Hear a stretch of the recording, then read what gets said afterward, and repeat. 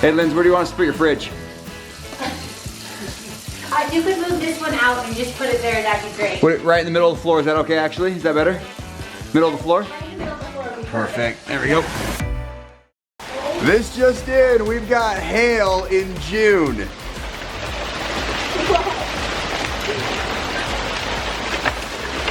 Annabelle's eating it. It's freezing. It's like melting on my hand. What did Mom say about your hair? It's little. Let me see. Good morning, everybody. We are on a drive today. We are having some of the craziest weather in Utah. It's the beginning of June and the temperatures have been so warm this spring. We've been so lucky with sunny, warm weather, and this weekend it just turned cold really fast. We went from 90 degrees, maybe even 100, all the way down to 51 degrees. It's supposed to be as low as in the 40s today. 40 degrees. But not only is it cold, we are having tons and tons of rain, like downpours yesterday. We don't get that kind of rain. We live in the desert. We just don't get heavy, heavy rainfall.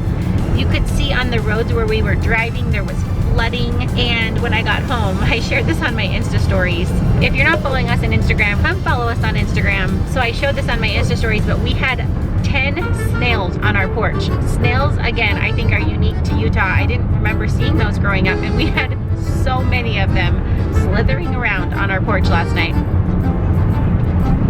They're not. Justin's saying that they're not unique to Utah. I'm gonna look it up now. I don't remember having snails at all growing up, and we have them everywhere in our yard. And from what I hear, they can be a pest. And what do they eat again?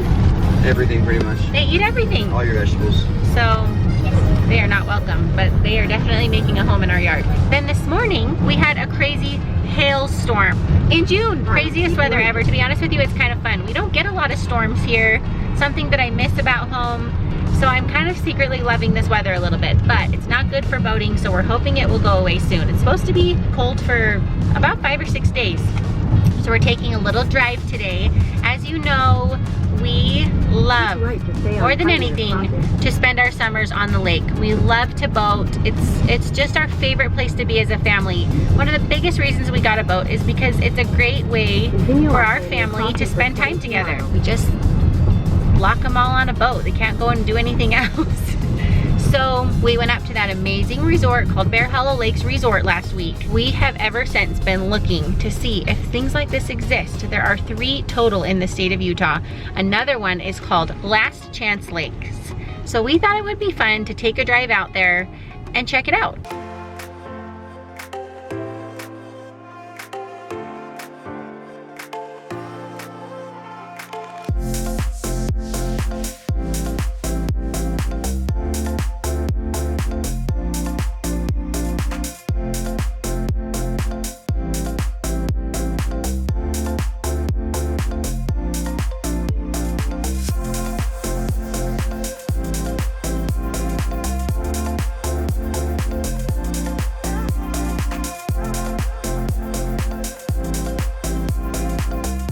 Each house has their own boathouse, and this one right here, as you can see, has a slide going off the top of it. That is amazing. You guys, we are at what's called Last Chance Lake, which is seriously one of the most beautiful places that I've seen in Utah. This place is an oasis in the desert. It is absolutely amazing. They've got out here a wakeboard park. This is a cable wakeboard park.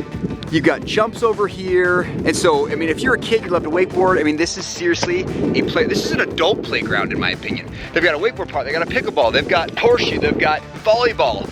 And then every single house here has its own private boat house, which is incredible. And we just met one of the sweetest families that live on this lake. They were so kind and generous to let us into their home, show us they have a beautiful home. They showed us the lake, talked all about how it was developed, and you know, it's been years in the making, and how this whole community is just this family-friendly community of just people that love the outdoors, they love boating, And I'm telling you what, if Lindsay and I could choose a dream place to live, it would absolutely be a place like this. It's incredible. So they have fishing out here. They have a dirt bike track. They have a paintball course. They have a mountain bike track. They've got wakeboarding. They have a slalom ski course. They have surfing. I mean, seriously, this is a boater's paradise. We went to dinner last night with our friends. He talked to us about how one of their friends owns a house up here, and he said, you know, I don't know if you know this, but it's actually gated, and so maybe it would make more sense if if I told my buddy that you're coming. And we thought, oh, well, we don't want to impose, and we don't want to, just show up unannounced, but he thought it would be a better idea. So a few minutes before we got here, literally a few minutes before we got here, we called our friend and he called his friend. And on a moment's notice, this darling family welcomed us into their home and showed us around the lake and everything that's here. They have the most darling son and daughter, and they were so kind to our kids. And I ended up talking to the wife for the longest time. I felt terrible because we ended up staying for so long, but we both felt like we were supposed to meet each other today. I don't know if that ever happens to you, but today's a Sunday and Justin and I were actually fasting. We were fasting for a couple different things, specifically that we would feel God's hand in our lives, because as we've gone through this difficult journey, this beautiful journey, this life that we call Holland, I think at times we have sought for answers, where we felt feelings of confusion or anger or sadness or all the things that come with a difficult trial in your life, especially one that happens to your child or somebody that you love, something that you wish you could fix. And we specifically were fasting today that we would feel his hand in our lives, that we would feel his love, that we would gain understanding, and I felt like meeting this woman was that answer to my fast and to my prayers and to a lot of the heartache that I've been feeling lately. I don't even know how to describe it, and she described some of those same feelings in return, and it just felt like such a strong indicator to me that God is aware of us and he's aware of me, because I don't believe in coincidences, and I felt like we were supposed to meet that darling family today. So we thought we were coming to see this incredible lake, but I really believe that we were just supposed to meet that family. So I'm gonna go home and I'm gonna journal everything that I'm feeling right now, because it just didn't feel like a coincidence. As I was talking to her, the words that were coming out of her mouth were a direct answer to my prayers. So guys, quick little update here. We are still without a fridge. Yes, you heard us right. By the time the fridge will actually get here, we'll have gone more than 3 weeks without a fridge. So we're literally living out of coolers. So we borrow ice from the neighbors, and Lindsay and Darren just ran across the street because in the neighbor's garage is a extra refrigerator where we have stored some of our food. This is, at this point, I don't even think we need a fridge at this point. Here comes Turbo and Mom in the pouring rain bringing our food over. Annabelle's peeing in the process.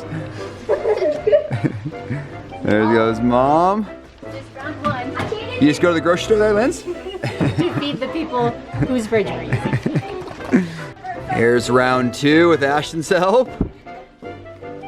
I've got some pickles, so I can't run as fast. I have 2 pickles. I have 2 pickles. I have 2 pickles today.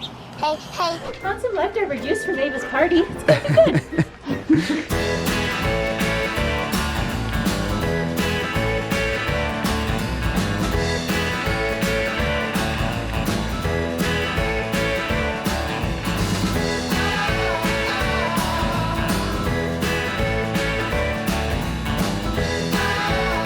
Hey Linz, where do you want us to put your fridge? If you could move this one out and just put it there, that'd be great. Put it right in the middle of the floor. Is that okay, actually? Is that better? Middle of the floor? Right in the middle of the floor would be Perfect. There we go. That works. Actually, technically it goes right against the wall here. Nice soft spot to fit, just flush, as if it was never there. Look at it. Check it out. It's pretty high quality. So today we get the pleasure of hosting some neighbors at our house for dinner. And I have to just say, I'm thoroughly impressed with what Lindsay has put together without a fridge, people. Huge shout out to my wife. We've got strawberries. We've got, wait, those are grapes. We have grapes, we have strawberries. This is one of those pre-packaged salads from Costco. You guys, honestly, I thought about putting together my own salad, making a pasta salad, and I just thought without a fridge, this is so easy. Guys, with or without a fridge, let's go the easy.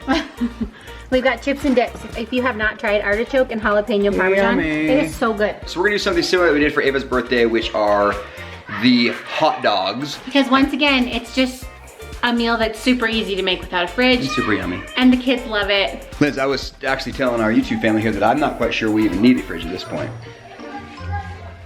I'm loving the cooler life. One thing I love about our kitchen table is that it extends. We can put 2 leaves on the ends because I was planning on having an outdoor barbecue. I love using our backyard in the summer.